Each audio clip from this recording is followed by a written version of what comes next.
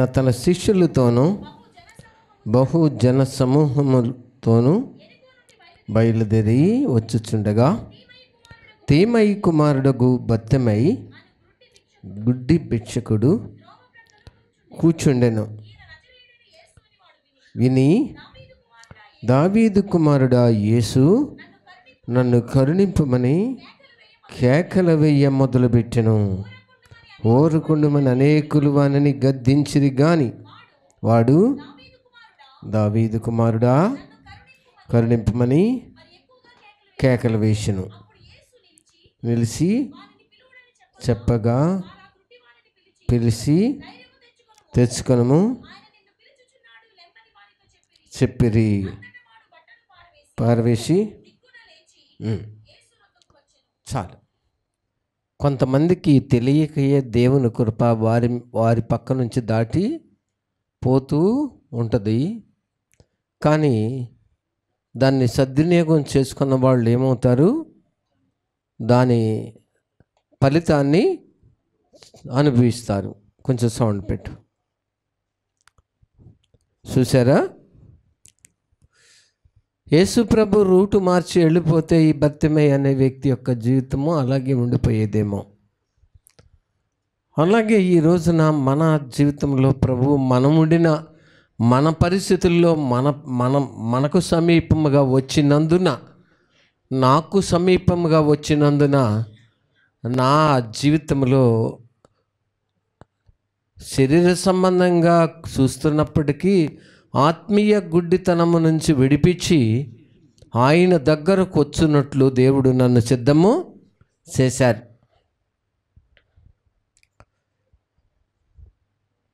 అయితే యెరికో పట్టణం నుంచి వెళ్ళిపోతున్నారు. అప్పటికే ఈ భిక్షకుడిని ఏం చేశారు ప్రభువారు? ప్రజలు దాటి వెళ్ళిపోయారు, చాలా దూరం వెళ్ళిపోతున్నారు. కానీ ఇతను మాత్రము సమయాన్ని సద్వినియోగము చేసుకున్నారు. సమయాన్ని పోనీయక సద్వినియోగం చేసుకున్నారు. వాని పక్షంగా యేసు ప్రభు దగ్గరికి వెళ్ళి విజ్ఞాపన చేసేవాళ్ళు ఆయనకి ఎవరు లేరు. వాని పక్షంగా, అయ్యా అక్కడ గుడ్డివాడు ఉన్నాడు, ఒకసారి మీరు కృప చూపించండి అని విజ్ఞాపన చేసి ప్రభుని ఆయన దగ్గరికి తెచ్చేవారు లేరు. ఇలాంటి పరిస్థితుల్లో మనం మన ప్రార్థన ఆపేవారమై ఉండకూడదు. అంతకీ ఆయన కేకేస్తున్నా సరే లక్ష్య పెట్టని వాళ్ళు అక్కడ ఉన్నారు. వారిని గద్దించినప్పటికీ కూడా వాళ్ళ గద్దింపును ఆయన లక్ష్య పెట్టల. అది పట్టుదలంటే. వాళ్ళ గద్దింపులను ఆయన లక్ష్యలా. మరి ఎక్కువగా గద్దించారట ప్రియులారా. మరి ఎక్కువగా గద్దించినారు ఆయన. ఎక్కువగా వాళ్ళు గద్దించినప్పుడు మరి ఎక్కువగా ప్రార్థన చేసినారు, లేక ఎక్కువగా మొరపెట్టారు, లేక ఎక్కువగా కేకలు వేశారు. అపవాది కూడా ప్రార్థన చేస్తుంటే భయపెడతాడు. ప్రార్థన చేస్తుంటే నువ్వు ప్రార్థన చేస్తావా అని భయపెడతాడు. అప్పుడే మరి ఎక్కువగా ఏం చేయాలి? ప్రార్థన చేయాలి. భయపెడతాడు. పిల్లల గురించి భయపెడతాడు, కుటుంబాన్ని గురించి భయపెడతాడు, ఆర్థిక పరిస్థితులను బట్టి భయపెడతాడు, అనారోగ్య పరిస్థితులను బట్టి భయపెడతాడు, అనేక రకాలుగా భయపెడతాడు. కానీ అదే సమయంలో మనం ధైర్యం కోల్పోతాం. అప్పుడే మరి ఎక్కువ ధైర్యం తెచ్చుకొని కేకలు వేయటం ప్రారంభించాలి. మాటికి దేవుణ్ణి కేకలు వేసి, ఎవరు ఆగమన్నా ఆగకుండా ప్రభు నిలిచే వరకు కేకలు ఆపలేదు. ప్రభు నిలిచే వరకు, ప్రభు పిలిచే వరకు ఈ యొక్క గుడ్డివాని కేకలు ఆపలేదు. అందుకనే మనం ప్రార్థన చేసేటప్పుడు ఎప్పుడూ కూడా ఆగకుండా దేవునిని అది పొందే వరకు అడుగుతూనే ఉండాలని చెప్పారు భక్తులు. అడుగుతూనే ఉండాలి, ఎప్పుడు అడుగుతూనే ఉండాలి. అడిగేశాం కదా అనే కాదు, మనం అడుగుతాము నేర్చుకున్నాం కాబట్టి పొందే వరకు అడుగుతూనే ఉండాలి. దేవుణ్ణి అడుగుతూనే ఉండాలి, మాటికి అడుగుతూనే ఉండాలి. ఈ బర్తిమై అనే గుడ్డి భిక్షకుడు ప్రభు నిలిచే వరకు ఆయన కేకల్ని ఆపకుండా కేకేశారు. అయితే ప్రభు నిలిచారు. ప్రభు విన్నారు. మనుషులు విని గద్దించారు, కానీ ప్రభు విని ఏమయ్యారు? నిలిచిపోయారు. నిలిచిపోయి వాడిని పిలవండి అన్నారు. వాడిని పిలిచారు. పిలిస్తే ఆయన నిన్ను పిలుస్తున్నారు రమ్మనగానే పాపం వచ్చేసారు.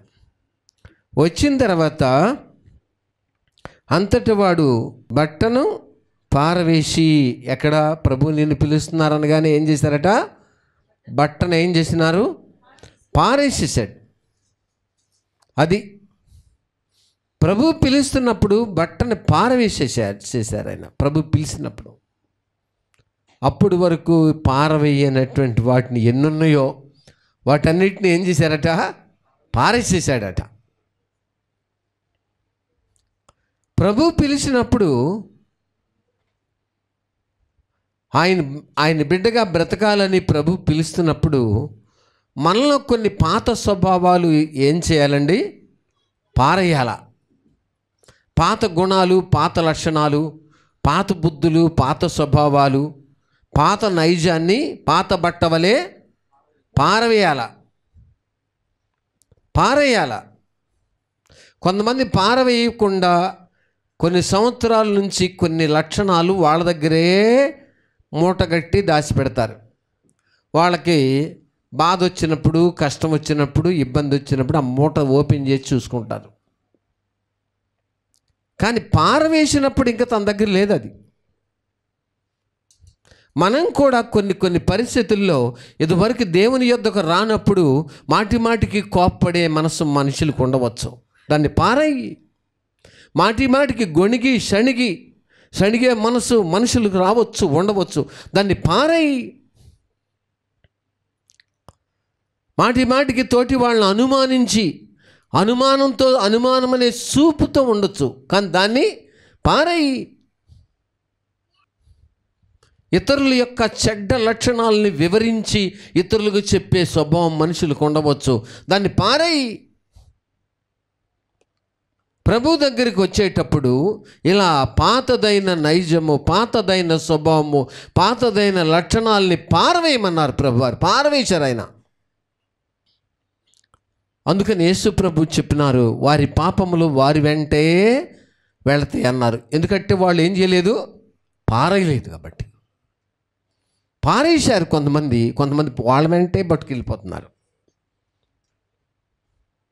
మీరిద్దరు ఇంత ప్రశాంతంగా ఎలా ఉండగలుగుతున్నారు?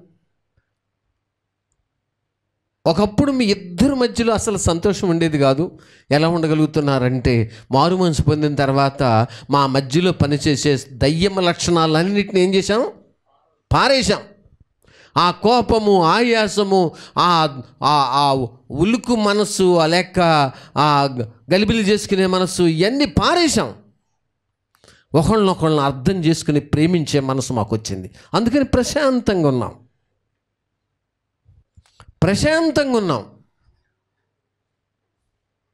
అని చెప్తారు వాళ్ళు. పారేయి. ఈ రోజున ఎంతమంది పారేయకుండా ఆ అనుమానాన్ని వాళ్ళ సంచిలోనే ఉంచుకున్నారు, ఆ కోపాన్ని వాళ్ళ సంచిలోనే ఉంచుకున్నారు, ఆయాసమని వాళ్ళ సంచిలోనే ఉంచుకున్నారు, ఆ గొణుగుడు సణుగుడిని వాళ్ళ సంచిలోనే, హృదయమని సంచిలో భద్రంగా ఉంచుకున్నారు. లేకపోతే ఇంకా మనుషులు ఇంకా రకరకాల లక్షణాలు వాళ్ళ సంచిలోనే ఉంచుకున్నారు. సంచిలో ఉంచుకున్నంతకాలం కూడా ఈ పాపం అనే స్వభావము ఆ సంచిలో ఉండినంతకాలము ప్రార్థన పరిపూర్ణంగా బయటికి రాదు. ఆ ప్రార్థనలో ఒక పరిపక్వత అనేది మనిషికి రాదు. పాపం ఉంది లోపల. నేను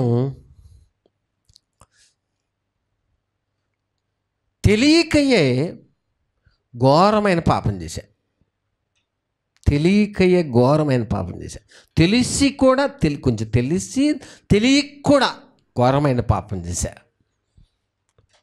పాపం చేసిన తర్వాత ఆ రాత్రి వాక్యం చెప్పాలనుకున్నప్పుడు వాక్యం నాకు ప్రసంగం దేవుడు ఇవ్వలా, వర్తమానం దేవుడు ఇవ్వలా.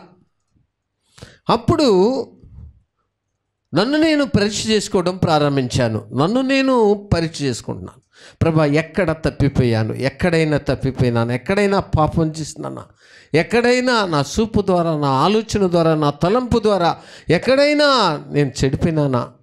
ఒకసారి సరి చేసుకుంటానని నన్ను నేను పరీక్ష చేసుకోవటానికి ప్రయత్నం చేస్తున్నప్పుడు నేను అనుకున్నది ఏదో అది నాకు బయటకు వచ్చింది. నేను అనుకుంటూ వస్తున్నా. ఏమని అనుకుంటున్నానంటే, చాలామంది కుటుంబాల్లో పురుషులు చనిపోతారు, ఆ స్త్రీలు ఉంటారు, వాళ్ళకి ఏమి చేత కాదు, ఇక వాళ్ళ పిల్లలు వాళ్ళ పరిస్థితి అంతా కూడా డమ్మీ అయిపోతారు, వాళ్ళ బ్రతికిగా అంతే లైఫ్ లాంగు అని అనుకుంటూ, మరి నా కుటుంబంలో కూడా ఇలా నష్టం జరిగింది, కానీ వాళ్ళ గడప ఖరీదు ఎంత, అసలు మనం ఇంత అని చెప్పడానికి వీళ్ళేనంత ఉన్నతమైనదిగా ఉంది అది. ప్రియమైన దేవుని బిడ్డలారా, నిజంగా మీరు చూడాల్సిన అవసరం ఏంటది? చూడవలసిన అవసరం. చూడమని ప్రోత్సహించను కానీ దానికోసం వాళ్ళు ఎంత ఆసక్తిగా డబ్బు ఖర్చు పెట్టినారో. కాబట్టి నేను నీకేం చేయాలని కోరుతున్నావయ్యా? ప్రార్థనలో తగ్గిపోయాను ప్రభా, ప్రార్థన దయచేయండి. ఆసక్తిలో తగ్గిపోయాను ప్రభా, ఆసక్తి కావాలి. భక్తిలో శ్రద్ధ తగ్గిపోయింది, శ్రద్ధ కావాలి. వేడి తగ్గిపోయింది, వేడి కావాలి. నిలువెచ్చని స్థితి నాలో కనబడుతుంది, నిలువెచ్చని స్థితిని విడిపించి వేడి పుట్టించము. ఉదయం లేవగానే వాక్యం చదవాలని ఆకలి ఉండేది, ప్రార్థన చేయాలనే భారం ఉండేది. ఇవి అన్నీ కూడా మాయమైపోయినాయి. ఇవి నాకు కావాలి తండ్రి. నా కళ్ళను పవిత్రంగా కాపాడుకునే ఆ మంచి మనసు ఉండేది, నా చెవులను పవిత్రంగా కాపాడుకునే మనసు ఉండేది, నా హృదయంలో ఎల్లప్పుడూ కూడా తెల్లనిగా ఉండినట్లు చూసుకునే ఆ దృష్టి నాకు ఉండేది. కానీ ఈ మధ్య ఆ పరిస్థితి పోయింది ప్రభా, నాకు అది కావాలి. మారు మనసు పొందకముందు ఎంతో మాట అంటే ముఖం మార్చుకుని, ఇంత లావును ముఖం పెట్టుకుని, అసలు ముఖమంతా ఎర్రబడిపోయి ఇంట్లో వారి ముందు స్పీడ్గా నడిచి అందరినీ భయపెట్టిన రాక్షసినే నేను. కానీ మారు మనసు పొందాక గొర్రె పిల్లనయ్యాను. కానీ ఈ మధ్య మళ్ళీ రాక్షసి లక్షణాలు కొన్ని నాకు వస్తున్నాయి ప్రభా. అది మరలా నాకు మారు మనసు కాలంలో ఉండిన ఆ దీనత్వం దయచేయండి. ఆ దీనత్వం కావాలి. ఎదురు చెప్తే మీదకు పరిగెత్తి, చెయ్యెత్తి, కాలెత్తి, తన్నేసి, కొట్టేసి, మనుషుల్ని భయపెట్టి జుట్టు పెట్టుకుని, ప్రభా నాలో దేవుని భయం ఎటు వెళ్ళిపోయిందో తెలీదు, నాలో విశ్వాసం ఎటు వెళ్ళిపోయిందో తెలీదు. లోకములో మన మనుషుల వైపు చూసి బలహీనత నాలో ఏలుబడి చేస్తుంది. నిలువెచ్చని స్థితికి దిగజారిపోయినాను, మనస్సాక్షి చంపేసుకున్నాను. నేను నీకేం చేయాలయ్యా అనుకుంటున్నావు ప్రభా? వీటినన్నిటినీ నాకు దయచేయండి. వేదనతో ప్రార్థించే మనసు ఒకప్పుడు ఉండింది, కానీ ఇప్పుడు అసలు వేదన పొంది, వేదన కలిగి ప్రార్థన చేసే మనసు, భారము రావట్లేదు ప్రభా. హృదయం అంతా భారం అయిపోయింది, బరువెక్కిపోయింది. నేను నీకేం చేయాలను అడుగుతున్నావు? నా కొత్త బండి ఇవ్వండి ప్రభా. అందరి ముందు అహంకారిగా, గర్విష్ఠుడిగా తిరుగుతాను. మంచి ఇల్లు కట్టుకుంటాను ప్రభా, అందరి ముందు తలకరిస్తూ తిరుగుతాను అని అడిగేది. ఆయన రాజ్యమును, నీతిని మొదటి వెతుకుడు, అప్పుడు అవన్నీ నీకు ఇస్తానని దేవుడు ఒక సూత్రం చెప్పారు.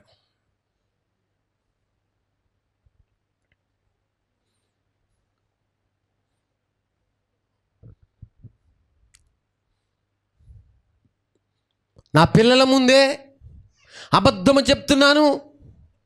అయ్యో, నా పిల్లల ముందు అబద్ధం చెప్పుచుంటే, మళ్ళీ నేను దేవుని సందర్భంగా ఒక సాక్ష్యం చెప్తుంటే నా పిల్లల దృష్టిలో నేను ఎలా అయిపోతాను?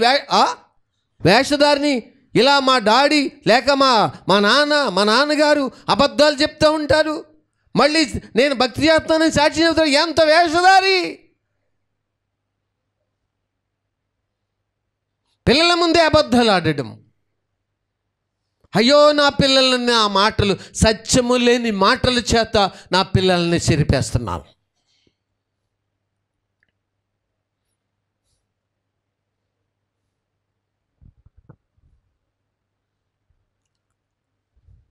నేను నీకేం చేయాలనుకుంటున్నావయ్యా? ఏం చేయాలనుకుంటున్నావు?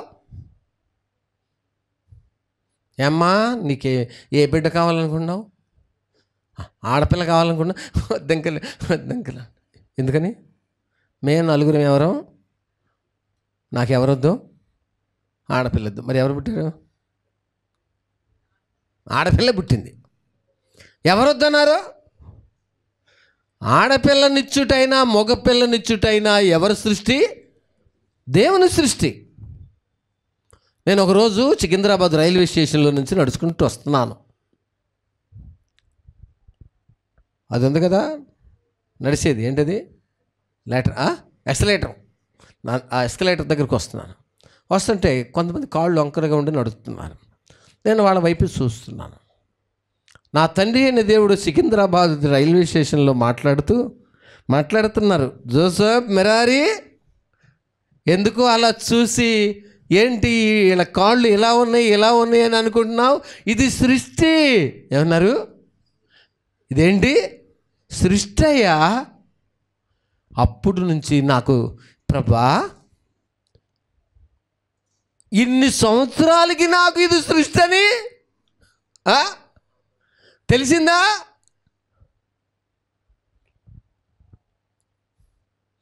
ఇప్పుడు ఎక్కడ ఏం చూసినా, ఏదైనా చూసినా కనబడినా నాకు వెంటనే ఏమొస్తుంది? అది సృష్టి. కొంతమంది ముక్కు ఎంత పొడుగునుందనుకోండి, ఇదివరకు ఏమనుకోకుండా అలాగే ముక్కు వైపు చూసాడు. ఇప్పుడు ఏమన్నాను? అలా చూసి ముక్కు పొడుగుంది అనుకోండి, అది సృష్టి. ఏమండి? అది సృష్టి. మొన్న బ్యాంకులోకి వెళితే ఒక అమ్మాయి, ఆ మేనేజర్ ఏదో మాట అంటే నవ్వుతుంటే కింద పళ్ళు పై పళ్ళు కూడా ఓపెన్ అయిపోయి పెద్ద దాకలాగా అయిపోయింది. అయ్యి బాబు, ఈ అమ్మాయి నూరు ఎంత పెద్దది, ఇంత పెద్దగా తెరిచినవి ఏంటండి? ఇట్లా తెరిచినవి. అది ఏంటది? సృష్టి. అది సృష్టి మర్మము. ఇంకా నా లైఫ్లో ఏ పరిస్థితి చూసినా ఇంక నేను ఒకటే అనుకుంటున్నాను. నేను ఇప్పటి వరకు చూస్తున్న, ఆ రోజు నుంచి ఇప్పటి వరకు ఏదైనా సందర్భం కనబడి, అది సృష్టి. దేవుడు చెప్పారు నాకు సృష్టిని. అది సృష్టి. ఓహో, అది సృష్టి, అంతే. ఈ కొమ్మ వంకరగా వెళ్ళిపోయిందంటే తిన్నకెందుకు లేదు? అదేంటి? ఏంటిది? సృష్టి. తాడి చెట్టు అక్కడ దాకా తిన్నకెళ్ళి వంగిందేంటి? అదేంటి? దాని యొక్క ఏంటది? సృష్టి. ఇదేంటండి? సృష్టి. కాబట్టి నేను నీకేం చేయాలనుకుంటున్నావు? విరిగి నలిగిన హృదయం కలిగిన భక్తి నాకు కావాలి తండ్రి. నా కుటుంబంలో పీనుగు ఎక్కడుందో అక్కడ గద్దలు పోగవునని చెప్పినట్టుగా నేను చచ్చిన కుక్కలాగా నా ఇంటిలో ఒక దీనుడిగా, విధేయురాలుగా, దీనత్వం కలిగి బ్రతకాల తండ్రి. అది నాకు కావాలి. చూసారా, నేను నీకేం చేయాలని కోరుతున్నావు? నన్ను అర్థం చేసుకోలేని వాళ్ళు అర్థం చేసుకునేటట్టు నాకు సహాయము చేయండి ప్రభా. నేను ఇతరులను అర్థం చేసుకోలేకపోతున్నా, వాళ్ళని అర్థం చేసుకుని ప్రేమించి క్షమించే మనస్సు నాకు దయచేయండి ప్రభా. ప్రార్థన చేసుకుందాం. నేను నీకేం చేయగోరుతున్నావు? మనిషిని మనిషిగా చూసే చూపు నాకు దయచేయండి ప్రభా. మనుషులను మనుషులుగా చూసే, పురుగులుగా కాదు, చీడ పురుగులుగా చూసే పరిస్థితి కాదు. మనుషుల్ని మనుషులుగా చూసే ఆ చూపు నాకు కావాలి. భార్యని భార్యగా చూసే చూపు కావాలి తండ్రి. భర్తను భర్తగా చూసే చూపు కావాలా? సావాసమును సావాసముగా, ఘనముగా చూసే చూపు కావాలా? సేవకుల్ని సేవకులుగా చూసే చూపు నాకు కావాలా తండ్రి. ప్రార్థన చేసుకుందామా? తండ్రి,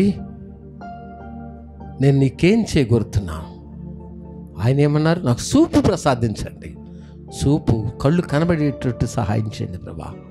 ఇప్పటి వరకు చూసినట్టు కనబడి చూడకుండా, చూస్తున్నట్టు కనబడి చూడకుండానే గుడ్డి వ్యక్తిగా బతుకుతున్నా.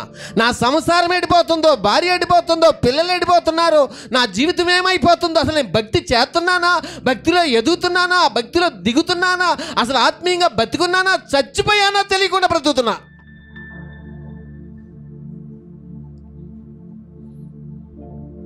నన్ను క్షమించండి తండ్రి. ఆ దృష్టి నాకు కావాలా? నేనెటు వెళ్తున్నానో, నేనేం మాట్లాడుతున్నానో, నా ప్రవర్తన ఏంటో, నా ఆలోచన ఏంటో, నా తలంపు ఏంటో నాకు గ్రహింపయ్యేటట్టు, ఇతరుల్ని అర్థం చేసుకునేటట్టు ఆ చూపు నాకు కావాలా? యవనస్తులైన నా పిల్లలు ఎటు వెళ్తున్నారు, నా భార్య ఎటు వెళ్తున్నారు, నా పిల్లలు ఎటు వెళ్తున్నారు, నా కుటుంబం ఎటు వెళ్తుంది, అది భక్తి కలిగిన కుటుంబమా, ఏమవుతుంది అని చెప్పి చూసే చూపు కావాలి తండ్రి.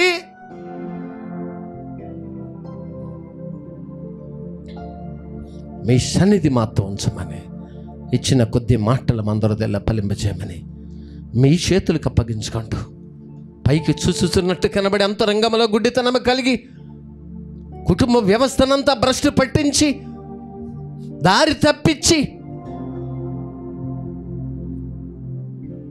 భక్తి విలువలన్నీ మూట కట్టి పారవేసి జీవించే జీవితము అది దేవునికి ఇష్టమైనదా? ఒక్కసారి జ్ఞాపకం చేసుకోండి. మీ సన్నిధి, మీ ప్రసన్నత మాతో ఉంచమని ప్రభా, ప్రతి మాట మా అంతరంగంలో ఫలించున్నట్లు సహాయించమని యేసు నామమున అడుగుతున్నాం తండ్రి, ఆమేన్. తండ్రి ప్రేమయు, కుమారుని యొక్క కృపయు, పరిశుద్ధాత్మని యొక్క అన్యోన్య సవాసము ఈ మేరకు తోడే నడిపించుకొనును గాక. ఆమేన్. మీ అందరికీ వందనాలు.